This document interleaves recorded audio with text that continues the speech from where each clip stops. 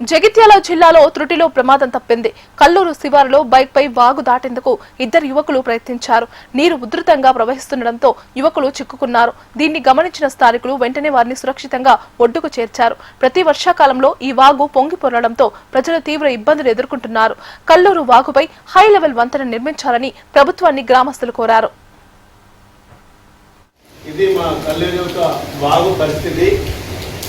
ప్రతి సంవత్సరం వర్షాలు పడుతున్నాయంటేనే టన్నుల కొద్ది గుర్రం డెక్క వచ్చి ఇక్కడ నిలిచి ఆ కింద ఉన్నటువంటి ఆ పూల నిండి వర్షం పొంగి వర్షం నీరుతోటి అలా గండిపడ్డది. గండిపడి మిషన్ పైన పైప్ లైన్ తెడిపోతుంది.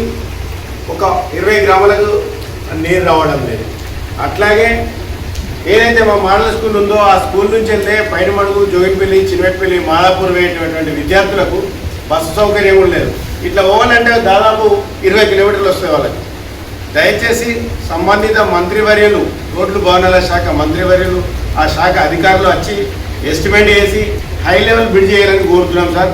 అట్లాగే గత 2 నెలల 3 నెలల క్రితం గౌరవ ముఖ్యమంత్రి రేవంత్ రెడ్డి గారు ఈ యొక్క ప్రాంతానికి వచ్చినప్పుడు సదర్మటనే అక్కడ మా గౌరవ ఎమ్మెల్యే శాసనసభ్యులు శ్రీ కల్లకుంట్ల డాక్టర్ సంజయ్ గారిని కలిసి కల్లూరు బ్రిడ్జిని మంజూరు చేయాల్సిందిగా మంత్రి గారిని అడిగారు. ముఖ్యమంత్రి గారిని కూడా మరి నివేదన చేసి వినతి చేశారు.